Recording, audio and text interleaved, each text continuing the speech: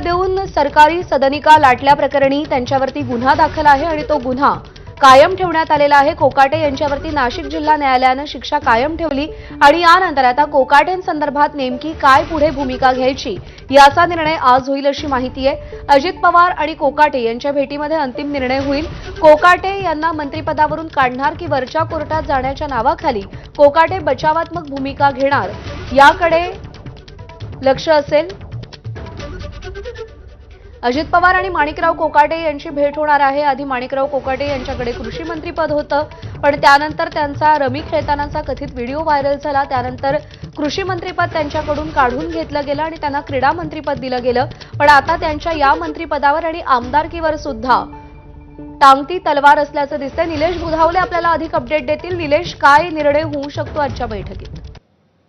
प्रज्ञा, काल उपमुख्यमंत्री अजित पवार हे पुण्यामध्ये होते। आज मात्र कॅबिनेट बैठकीमुळे मुंबईत आहेत। आज कृषी मंत्री माणिकराव कोकाटे, क्रीडा मंत्री माणिकराव कोकाटे त्यांची भेट घेतील आणि त्यांच्या एकंदरीत सध्या कोर्टाने ज्या पद्धतीने त्यांना शिक्षा सुनावलेली आहे त्या संदर्भात चर्चा करतील।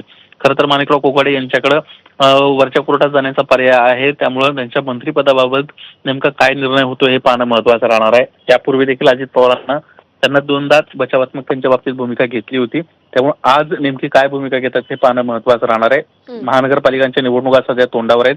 अशा वेळी राष्ट्रवादी काँग्रेस पक्षाचा एक मंत्री अडचणीत आलेला आहे। त्या मंत्र्यावर कारवाई अजित पवार करतायत की त्यांना बचावात्मक त्यांची पुन्हा एकदा भूमिका त्यांच्या बाबतीत घेतात हे पाहणं महत्त्वाचं राहील।